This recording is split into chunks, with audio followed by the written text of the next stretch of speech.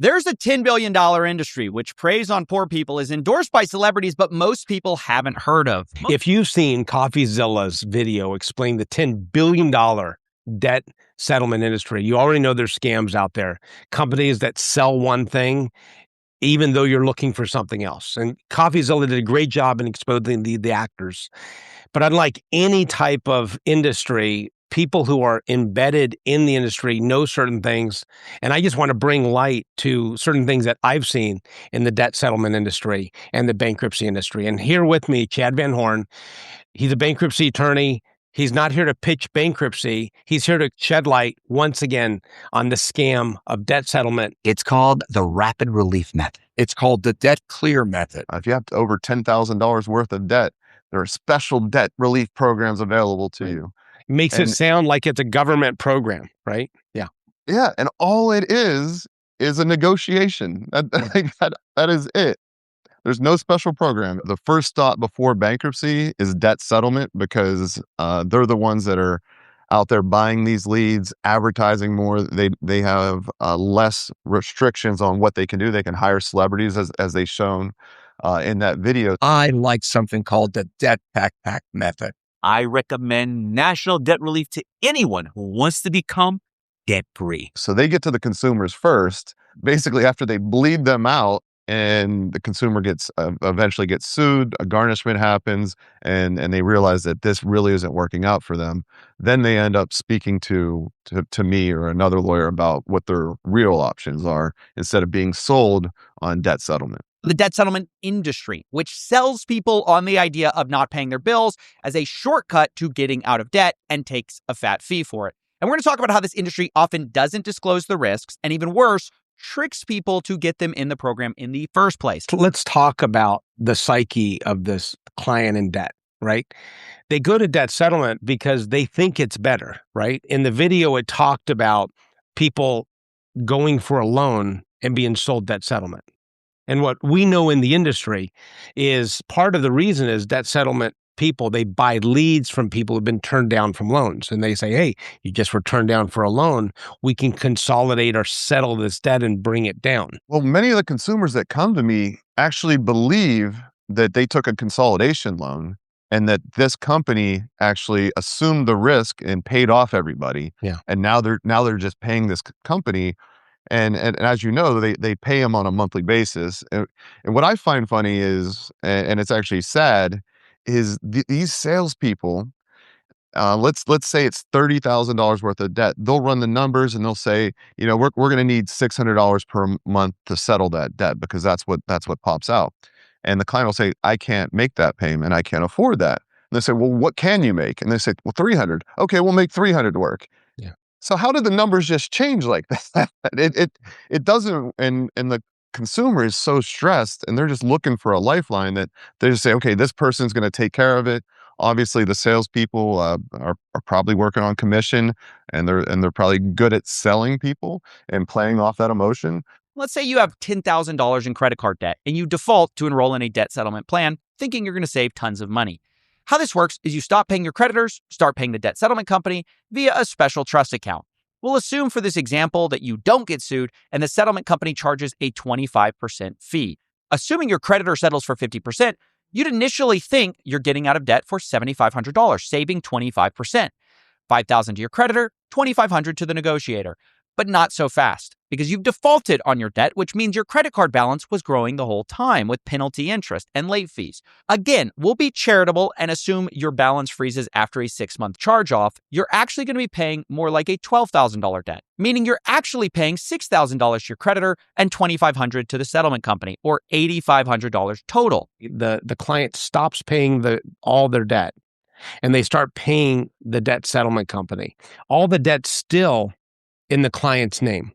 So their credit's getting knocked down over and over and over every single month. The debt settlement company has this money that they're holding in order to negotiate. Do debt settlement companies get paid first? Like, how do the sales guys get paid? So what's supposed to happen, I believe, is they get paid when a debt gets settled. Okay. Now, I've seen these agreements, and they're lengthy agreements, like 20 pages, some of them like double column, small type.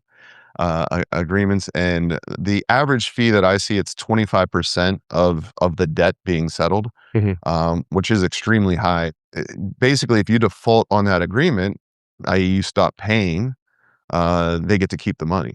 So they basically, that all goes toward their fees. I know they talk about like trust funds and this, that, and the other. I've never seen these companies turn over money to my clients. I've had Chapter 7 trustees look into it when we file Chapter 7. They've gotten money sometimes, but for them, it's usually not enough money to go after.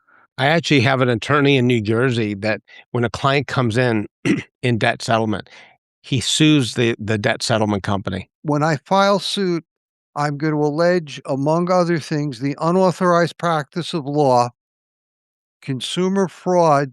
So what's the biggest lie that people believe, consumers believe about debt settlement? If you had to summarize it all up, what's the biggest lie?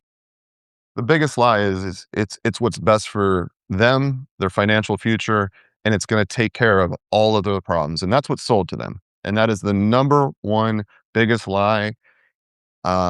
I saw numbers out there that 80 to 90% of debt settlements fail.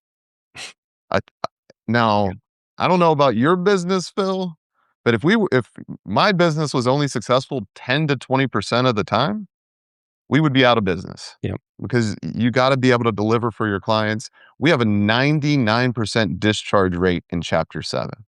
99%. Like, so yeah. Look, bankruptcy It's isn't for everybody. Yeah, bankruptcy isn't the fix all. It doesn't fix everything, but it certainly fixes most of these debt issues. So before you waste all of your time and money going into these debt settlement companies, talk to a bankruptcy attorney. There's tons of great bankruptcy attorneys out there that are not going to sell you on bankruptcy. They're just going to provide you with your options and then make an educated decision, just like you do with your health, just like you do when you're shopping insurance. Get information, make the best decision, and get out of debt. At the end of the day, that's what you want to do, is put a plan together to get out of debt and be successful. And what struck me is just, for all this industrial scale fakery and lying, there is an industry behind all of this, endorsed by celebrities. It's very real, it's very profitable, and it's often predatory, but basically no one knows how it works because most of it is run in the dark. This industry is so unique because it is largely unregulated. I mean, it's not like lawyers with bankruptcy attorneys. You have your license on the line. You can be disbarred. It's constantly regulated, where this is that proverbial wild, wild west. And you get these sales guys that are like the Wolf on Wall Street type sales guys. It's like, okay, sell me this water bottle. Tell me why I need to buy that water. And they will do whatever it takes to get you over the line. Why? Because it's their commission. But I've been to these sales floors before where it's the parking lot stacked with the nicest cars. And it's not the managers. It's not always the owner. It's the sales guys driving these leased Lamborghinis, you name it, right? So Yeah, it's a different world. And I've actually had some people that have applied to work for me and actually have worked for me that used to work in that world, and they just have an auto dialer that's just dialing. I'm glad that this has been exposed, and I hope it helps a lot of people, because there are people that are in these plans paying thousands and thousands of dollars. It's ruining their credit, and there might be better options out there for them, and there probably are. But every advisor he had on, I think it was a CPA, attorneys, they all talk to a bankruptcy attorney. I mean, if debt settlement companies were held to the same legal standard as attorneys, They'd be out of business. they'd be out of business.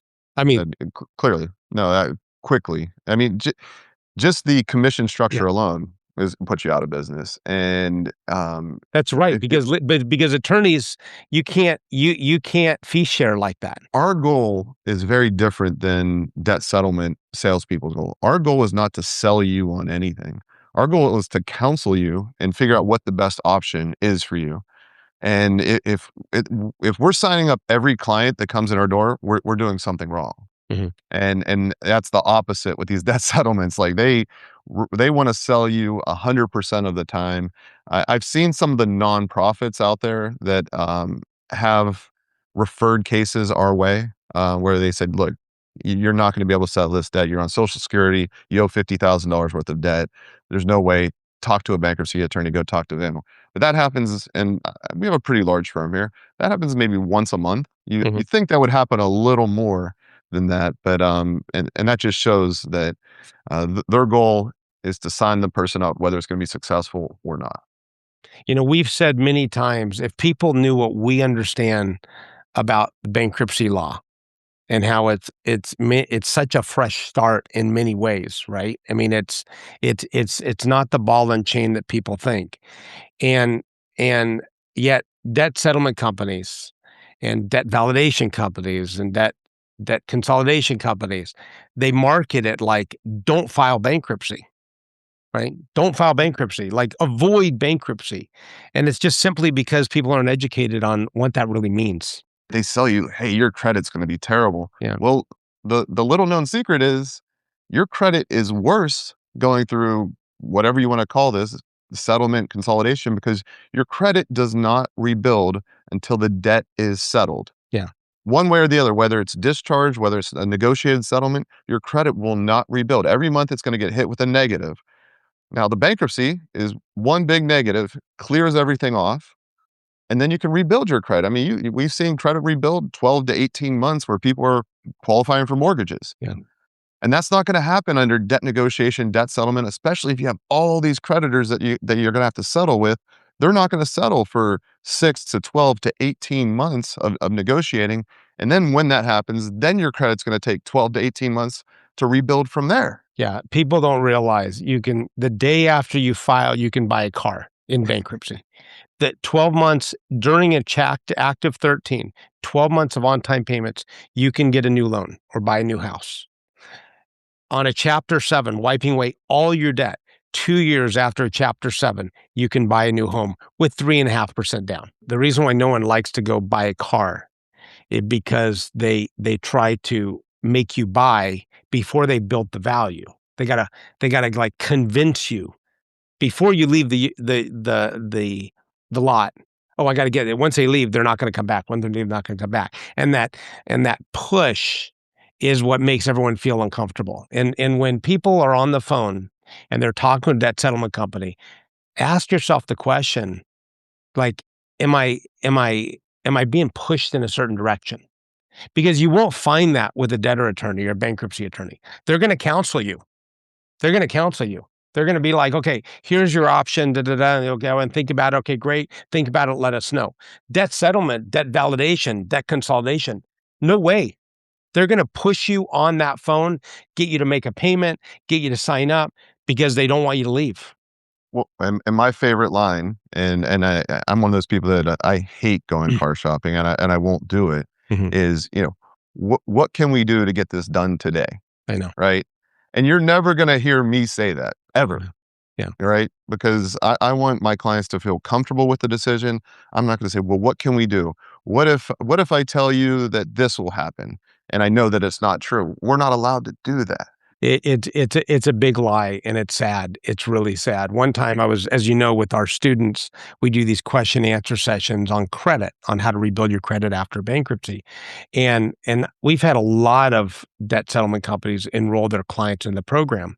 So I'm on this phone call and I'm talking to this lady who's rebuilding her life after bankruptcy. And she tells a story about, oh my gosh, I was so worried about filing bankruptcy. I filed bankruptcy, I got a car, and now I'm planning on buying a home.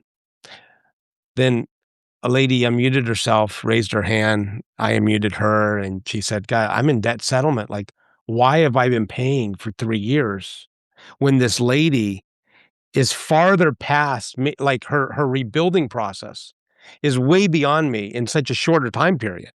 And it was so like uncomfortable. I felt so bad for her because she just heard the story. But thank God that happened. You're right. She would still be in it, right? No, you're right. No. This is why the debt settlement companies are not enrolling people into the program anymore, because they're realizing the cancellation